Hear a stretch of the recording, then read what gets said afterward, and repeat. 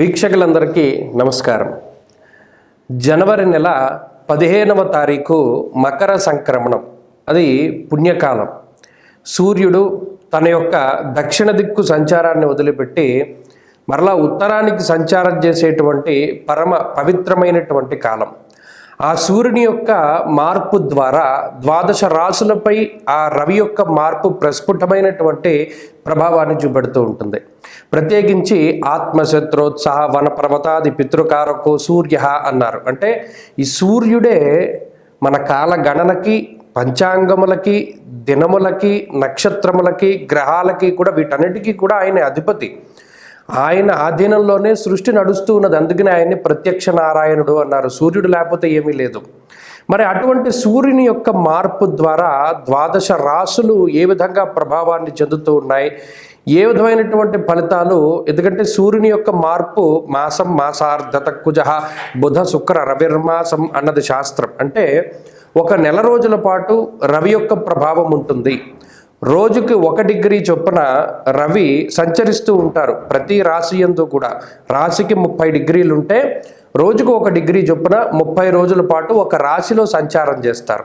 మరి ఇలా ఒక నెల రోజుల్లో సంచరించేటువంటి సూర్యుడు ఈ మకర సంక్రమణం చేసినప్పుడు జనవరి నెల 15వ తారీఖు నుండి ఫిబ్రవరి నెల 15వ తారీఖు వరకు కూడా ఆయన మకర రాశి యందే, అంటే ఉత్తరాషాఢ నక్షత్రం 2, 3, 4 పాదాల్లోనూ, శ్రవణం 4 పాదాల్లోనూ, ధనిష్ట మొదటి 2 పాదాల్లోనూ ఆయన సంచారం సాగినంత వరకు కూడా ద్వాదశ రాశుల్లో ఏ రాశి వారికి శుభ ఫలితం ఉంటుంది, ఏ రాశి వారికి మిశ్రమ ఫలితం ఉంటుంది, ఏ రాశి వారికి చెడు ఫలితాలు వస్తాయి అనేటువంటిది తెలుసుకోవాలి. ఎందుకంటే మనకున్న పండగల్లో అన్నీ కూడా పెద్ద పండగ ఇదే.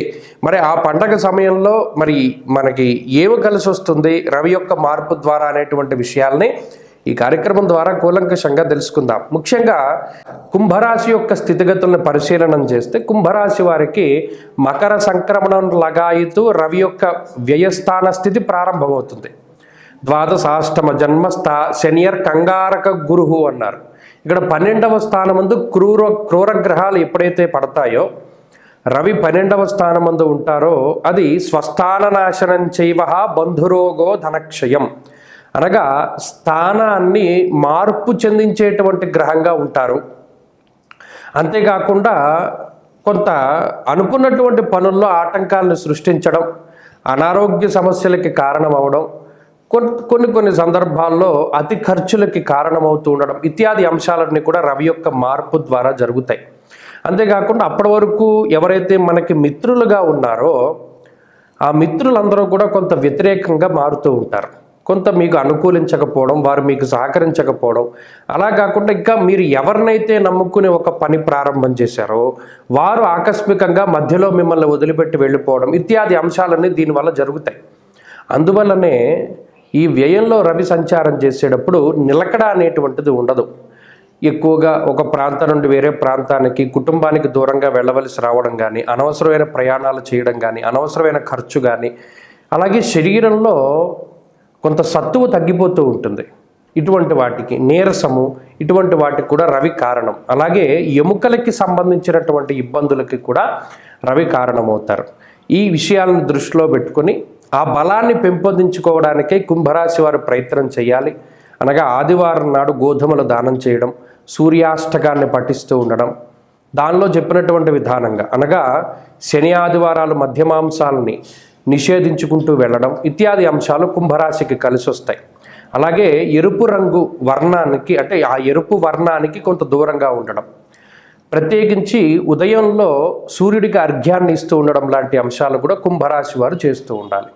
ఇక మీనరాశి వారికి రవి యొక్క మార్పు చూస్తే మకర సంక్రమణం ఎప్పుడూ మీనానికి కలిసి వస్తుంది.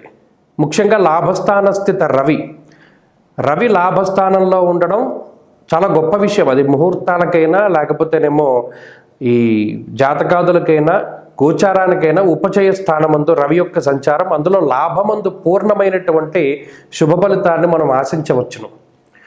ఈ లాభస్థానంలో రవి ఉండడం వల్ల అర్ధంచ స్వకులాచార గృహలాభ సుభోజనం అన్నది శాస్త్రం. అంటే బంధుమిత్రులతో కలుస్తూ ఉండడం, ఎప్పుడో ఒకసారి దేశానికి వచ్చినటువంటి వారు మరలా తిరిగి స్వదేశాలకు రావడం, లేదా విదేశాలకు పయనమవుతూ ఉండడం, చదువు పరంగా ఉద్యోగాల పరంగా వేరే దేశానికి వెళ్ళాలి అనుకునేటువంటి వారందరికీ కూడా రవి ఆనుకూల్యత దొరుకుతూ ఉంటుంది.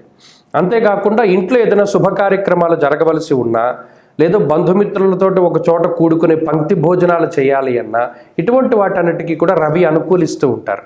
ఉత్సాహాన్ని పెంచుతూ, ఆనందాన్ని, ఐశ్వర్యాన్ని, సౌభాగ్యాన్ని పెంచుతూ రవి చాలా గొప్ప ఉపయోగాన్ని కలగజేస్తూ ఉంటారు. అంతేకాకుండా ఉద్యోగాభివృద్ధి, ఆర్థికాభివృద్ధి, ఐశ్వర్యాభివృద్ధి లాంటి అంశాలన్నీ కూడా రవిగ్రహం వల్ల కలుగుతూ ఉంటాయి. అన్ని విధాలుగా కూడా బాగుంటుంది. మీనానికి రవి యొక్క మార్పు, ఈ బలం చాలా ముఖ్యం. ఎందుకంటే మిగతా గ్రహాల యొక్క అనుకూలత చాలా తక్కువగా ఉన్నప్పుడు, ముఖ్యంగా శని రాహువుల యొక్క పీడ ఎక్కువగా ఉన్నప్పుడు రవి అనుకూలించడం అనేటువంటిది చాలా ముఖ్యం. తద్వారా మిగతా గ్రహాల తాలూకు ప్రతికూలతలను తగ్గించడానికి కూడా రవి చాలా గొప్పగా ఉపయోగపడతారు. కాబట్టి ఈ మకర సంక్రమణం మీనానికి చాలా అద్భుతంగా యోగిస్తుంది. మరింత శుభ ఫలితాల కోసమై సూర్యారాధన చేస్తూ ఉండడం కూడా చాలా మంచిది. ఇక కన్యారాశి వారి పరిస్థితులను చూస్తే అర్ధాష్టమ రవి యొక్క దోషం పోతోంది. ఇది ఒక గొప్ప విషయం. ఎందుకు? ద్వాదశాష్టమ జన్మస్థ శని అర్క అంగారక గురువు. ఇందులో ప్రత్యేకించి చతుర్థాన్ని చెప్పలేకపోయినా అర్ధాష్టమ స్థానము అంటే, చతుర్థ స్థానము అంటే బంధుభావేన బంధుశ్చ గృహం మాతృబలం సుఖం అన్నారు. ఇది చాలా కీలకమైనటువంటి స్థానం. విద్య, ఉద్యోగము, కుటుంబము, తల్లిగారు లేదా సుఖస్థానంగా కూడా దీన్ని అభివర్ణించడం జరిగింది. మరి ఆ స్థానంలో రవి సంచరించడం వల్ల అంతఃక్లేశం గృహశ్చిద్రం సౌఖ్య నిమభోజనం అన్నారు. అంటే ఇంట్లో ఉండేటువంటి పరిస్థితులు దెబ్బతింటాయి. గత నెల రోజులుగా చూసుకుంటే డిసెంబర్ 15 నుండి జనవరి 15 వరకు కుటుంబపరమైనటువంటి సమస్యలు, ఇంట్లో మానసిక ప్రశాంతత లేకపోవడము, ఉద్యోగ వ్యాపారాల్లో చికాకులు ఉండడము ఇత్యాది విషయాలు ఎక్కువగా ఈ రాశిపై ప్రభావాన్ని చూపెడుతూ ఉన్నాయి. మరి అటువంటి పరిస్థితుల్లో మార్పు అనేటువంటిది కూడా కొంత కనబడుతూ ఉంటుంది. అలాగే పంచమంలోకి రవి ప్రవేశించడం వల్ల శరీరం కొంత ఎక్కువగా జాడ్యంగా ఉంటుంది అన్నారు. అనగా ఏంటి? సుహృత్కేశం ధనక్షయం. శరీరంలో బద్ధకం అనేటువంటిది పెరిగిపోతుంది. అంటే ఏ పని చేయడానికి సుముఖత చూపించరు, ఎక్కువగా బద్ధకంగా ఉండడానికి ఎక్కువ అవకాశాన్ని ఇస్తాడు రవి. ఉత్సాహం ఉండదు. ఏదైనా ఆటలాడుకోమన్నా లేకపోతే ఏదైనా ప్రయాణం చేద్దామన్నా ఇప్పుడు వెనకడిగే వేస్తారు తప్పితే ఉత్సాహంగా ముందుకు వెళ్ళలేరు ఈ రాశివారు. అంతేకాకుండా సుహృత్కేశం ధనక్షయం అంటే సొంత వాళ్ళే ఎక్కువ బాధ పెడుతూ ఉంటారు. సొంత వాళ్ళ గురించి బాధలు ఎక్కువ అవుతూ ఉంటాయి. వారి గురించి ఆలోచన చేయడం, కుటుంబ సభ్యులు, బంధువులు, మిత్రులు, స్వజనులు ఎవరో ఒకళ్ళ గురించి.